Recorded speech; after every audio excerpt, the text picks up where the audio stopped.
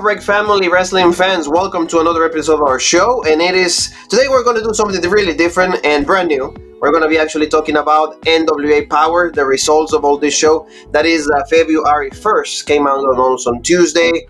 And sometimes like people who have Fight TV, they can actually see it on Tuesday. And if not, you can see it on YouTube and then on Friday. So we're going to try to give you all the analysis, the same good stuff, the same high-end information that we give you for all the other videos that we do. So, Paul, what are your thoughts about this? We're starting to watch Powerrr.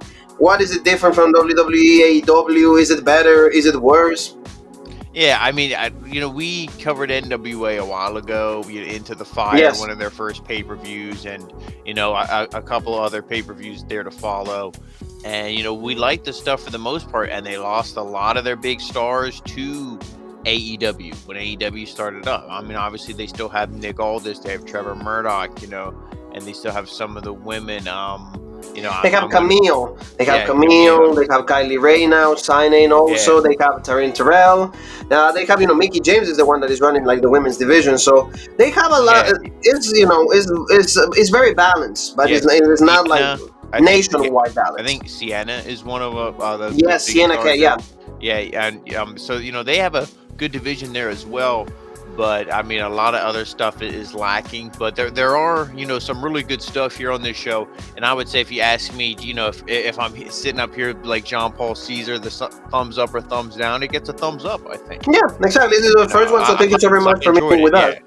Don't forget to subscribe, hit the bell for notifications. Don't forget to watch the best reviews in pro wrestling. And this is the NXT UK one, because Meiko Satomura and Blair Davenport went in a Japanese street fight for the NXT UK Women's Championship. And unfortunately, Blair Davenport was injured. She put it on her Instagram. She's going to be out. We don't know for how long, but she was on crutches. So the injury absolutely legit.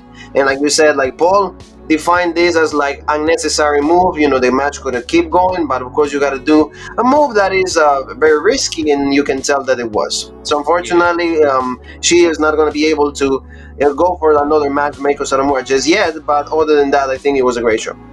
Yeah, and we saw lots of promos, hyping up the matches and everything to come. NXT UK keeps delivering. If you want to see and hear our full thoughts, go check out that video. Exactly. So, family, Jean Paul, let's actually start with this is the commentary team that NWA has, and this is Joe Galli, kind of the play-by-play, and then we have Austin Idol, is the former, I think, is a wrestler. I'm not really familiar with him, but he plays actually a heel. That's the kind of thing that they do old school. That they give you that vibe, play-by-play, the guy that actually talks, kind of like Jesse the Body Ventura. He has the same look, and now because every other single company, when it comes to professional wrestling, they have to add a third person. In this case is Velvet Sky. And I mean, like you said, she knows about the product, she knows about wrestling. I mean, a lot of people don't like her, don't like the way she calls the matches or the commentary that she adds. But I think in this particular show, she did not do a bad job. No, I mean, and I don't, obviously she's not the greatest, and she's not, to be blunt, she's not good, but there have been worse. So, it was tolerable here. I like the play-by-play guy. What'd you say his name was? Joe Galli. Yeah, he's good. I like him. Austin Idol, I can do without. I mean, I liked him when we watched before, and he just had little commercials when they did for him. He was selling shit. It was a commercial filmed by them or something, or have him be, and he's also a manager, of one of the teams. So, that role I like, but as a commentator, I can really do without. And Velvet Sky, I mean, they put her on there. She knows a little bit, and she looks good sitting there. So, and that's the thing. She will be doing the thing that she used to do in Impact years ago, 10 years ago, to be more precise. It will be absolutely great, but that's not the point. The show started out with Kyle Davis. Also want to say hi. He's a friend of the house from Raw Break. And you see Knox, another ex-WWE guy. And like you said, at least they have an opportunity here to develop a character, to try to get engage the audience with this, with their craft, with the professional wrestlers. And he's had a match on the last pay-per-view that they have with Trevor Murdoch, so the rivalry keeps going.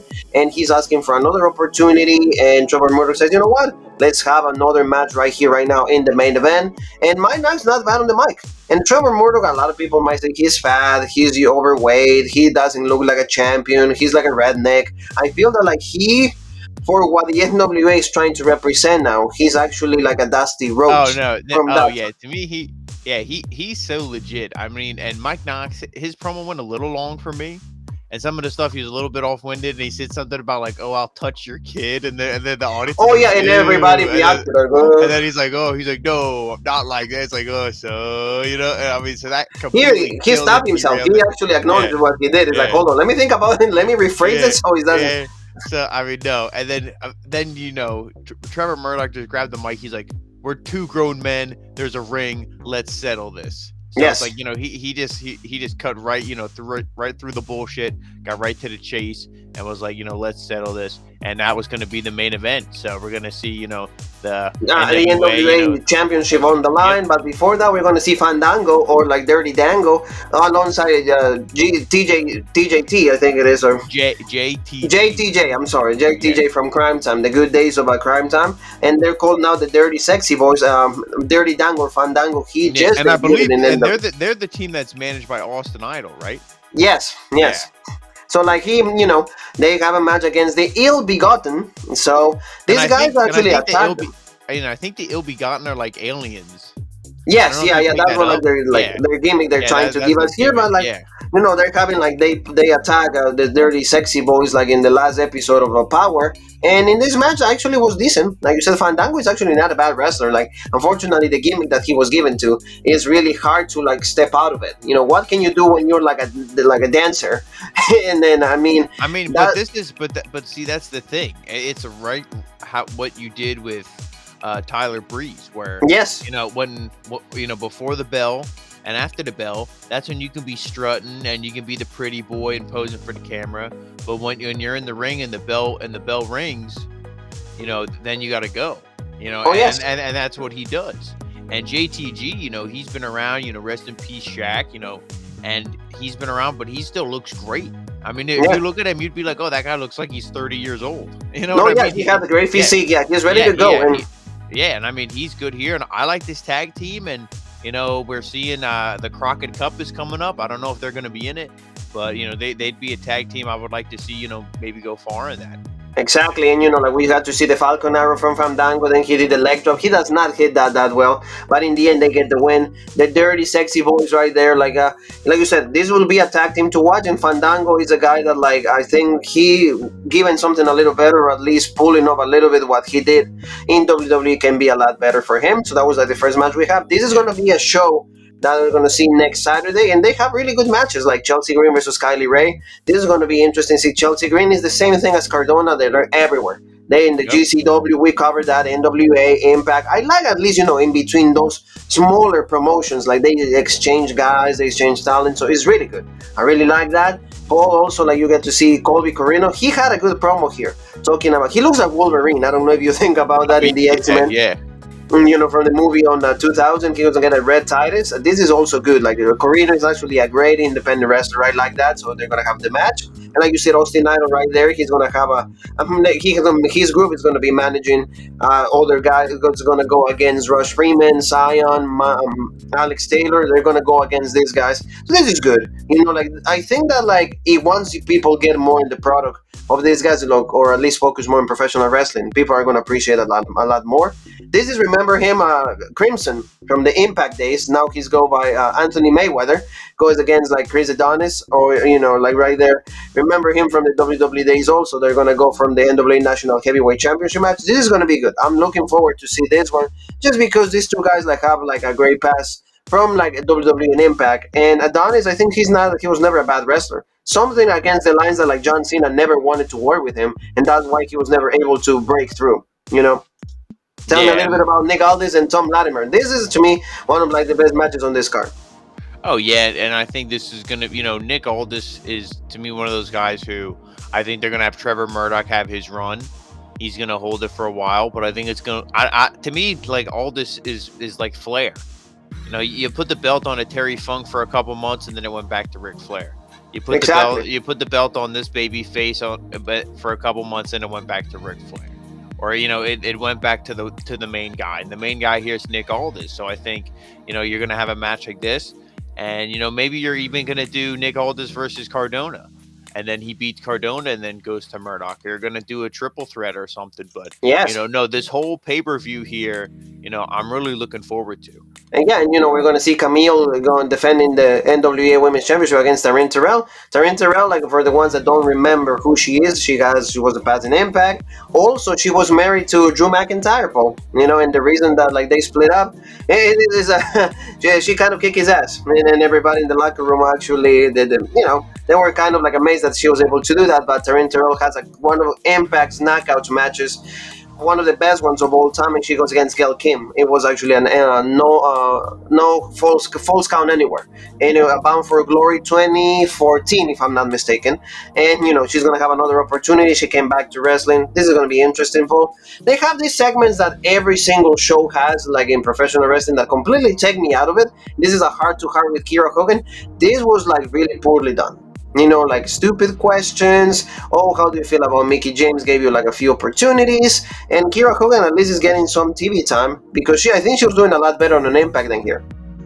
Yeah, I mean, it's just the attitude here. They're really trying to paint her as this sympathetic babyface, and it's like Mickie James. I don't know if Mickie James is the heel or if they're going to do babyface versus babyface, because the whole thing, first, it was too long. I was fine with, because she even has the tattoo on her arm, inspire to inspire, or something like that, or aspire to inspire, something like that. But, so she wants to do good, so she inspires others to do good. And, she used that in her promo. So to me, I mean, that was fine with all that. But then it's just the commentators like, oh, well, Mickie James is your idol, but, you had opportunities with her in the ring, but you never beat her. And it's like, so... Exactly. So it's not... So I'm like, are you setting up a feud? Are you going to set up a match? I mean, hey, maybe if they would, have the... If they'd be setting this up and she's going to go after Mickie James for the Impact title or something, they're going to set it up, okay, but... I really don't know. I don't know what. We'll see what they do on that. Yeah. But these segments in any professional wrestling show they're not needed. I don't know why they keep adding that. No disqualification match: Sal Riniero versus Zion.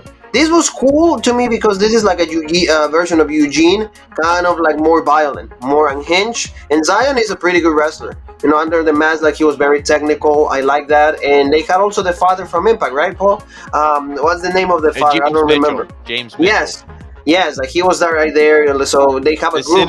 The sinister minister. Yes, exactly. So this was good. I liked it, and you see like how technical Zion was. This was like he kind of like did the same hold, but actually roll him up and did it again. So that was a variation of that. I liked it. I like it also. Like he ate the table right here, and Austin was talking to him. It seemed like he was going to attack him, but he's one of his guys. So he's like, no, I'm not going to do anything to you. And then you got to see this, like he did a Death Valley driver onto Raniero, and then he added he grabbed the hammer that Raniero was going to actually use on him, and then he put it right there. Nothing is happening. It looks worse than Edge. We remember when he used the pipe or the piece from the table, and then he taps out. But despite that, I feel a really good match. Yeah, I mean, the thing is, at least for me to get into it, I'm like, man, they're just fighting all over the ring. This is all, here's James Mitchell. What does this all mean? We're kind of jumping into this in the middle of this storyline, so we really don't know. So I won't judge it on that. But yeah, I like this Scion guy with the mask. I think he's good, and maybe he's just a generic looking guy. And what do you do with a generic looking guy who's a good wrestler? You can put a mask on him so he looks cool. And, it's working for me so far. So, this guy got the win here. And, wasn't he working with James Mitchell then, or was it just Austin Idol? No, it was James Mitchell also. Mitchell is, with Raniero, and also Austin Idol is with Zion, I believe. So that was good. I liked it. It was a pretty good, segment right there. We had two more segments with Austin Aries. We've seen him in the WWE days, Impact. He just got a promo because NWA has other shows, NWA USA. This was also good. I'm looking forward to see Austin Aries for the World Heavyweight Championship, having good feuds with Mayweather, having good feuds with Nick Aldis, with Trevor Murdoch. This was going to be great. The guy might not be your cup of tea, might be a little problematic. Yeah, I was just going to say, yeah, he's definitely, he might be an ass. He might be full of himself. He might be whatever, but he might be a prick, but I mean, yeah, great wrestler, and I mean, a great promo here. He's like, oh, people think I'm just going to come here and put everybody over. That I'm just at that stage in my career. No, not yet. like if you want me to put you over, then come here and beat me. Exactly. You know, No, whatever. he was good. I like, Yeah, the I mean, intensity from Austin Aries. This is yeah, going to this be was good. good. Exactly. So we're going to see what happens. Miss Valentine, for everybody that is like, who is this girl? Miss Valentine, that's her name. Talking about the bad promos when it comes to like the women's division. This was just poorly done also, I feel. I mean, Paula Place. She's Hispanic, so... There looks like there's more plastic in that picture than there is in all the shelves behind me in my room. Yes, I think so. Yeah, like I mean, Apollo Blaze. She called a good promo, but again, well, I mean, she's Hispanic, so we got to support her here. Right here, we love Hispanics here in Robert. I'm one of them. That's why Jean Paul at least has to put out with me. Genocide. They're gonna challenge Malkova because Malkova like just debuted on NWA Terrell. You got to see her right there. So I mean, they set up feuds, so that's important. At least you're setting up what's to come. You're telling me what's to come. So this is okay. But like I said, maybe we're not familiar with any single one of them, so therefore we don't think much. I mean, Turin Terrell, I'm fine with. I mean, the robot chick. I mean, get rid of the face paint and just have her whatever, just be like a big muscle. Okay, she looks like Raquel Gonzalez. Like a little bit. I can dig that. And who did you say the Hispanic woman Paula was? Blade. She was all right. She had the intensity, but the other chick just didn't talk. Yes. And you could tell, she was Russian or whatever she was. So you could tell her accent was probably real thick too. And, she probably doesn't speak good English. And you shouldn't have two people who can't speak good English going after each other. Yes, because it's like, especially if you're in type an American audience, as people do. Like one person, and then one person who can speak fluent English. So that they can at least, that way they can go at it a little better. They can carry the promo. I absolutely agree with you. Yes, exactly. So now, Paul, let's go with the main event. NWA World Heavyweight Championship on the line. Mike Knox and Trevor Murdoch. We'll talk about it. The match was not too bad. Matt Cardona was right there also. Like, I see the guy. We see them every week. We see him on Impact. Again, GCW here. I love Velvet Sky on commentary. She's like, oh. She's like, I am so hot. And she's like, no, not like that. But she's like, I'm angry that Matt Cardona's out here. I'm like, yeah, we all do it, and she kept saying, like, Matt Cardona, get the hell out of here and get the hell out of the NWA. Leave. He's like, he sucks. He played a character in the match. That was good. I used a Trevor Murdoch did in like a lateral press. That was also like not bad. And see, this is the thing to it. And to talk about it, and I said it in the NXT UK review. Check it out. Mike Knox is in the middle of the ring. He's not on the outside. He's not, hanging over the apron on to the outside. He's standing in the middle of the ring. Trevor Murdoch, he's big. Should he be on the top rope? Probably not, unless it's a big high impact move, but he hits a big cross body from the top rope, but he jumps into the ring where it's a safe bump.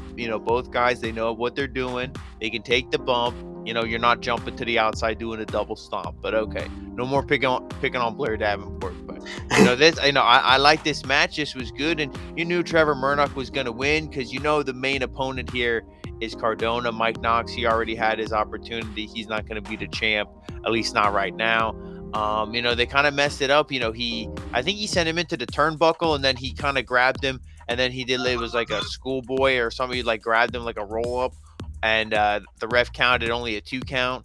And then Murdoch looked at him like, are you fucking kidding me? And then like he stood up and then he just small packaged it. And then the small package, yes. Like it was bad, it was poorly done. Yeah, but it was like this kind of things are gonna happen. And they do not have the production value to kind of redo the whole thing. Well, there's no point. It was just hey, the ref Mike Knox kicked out.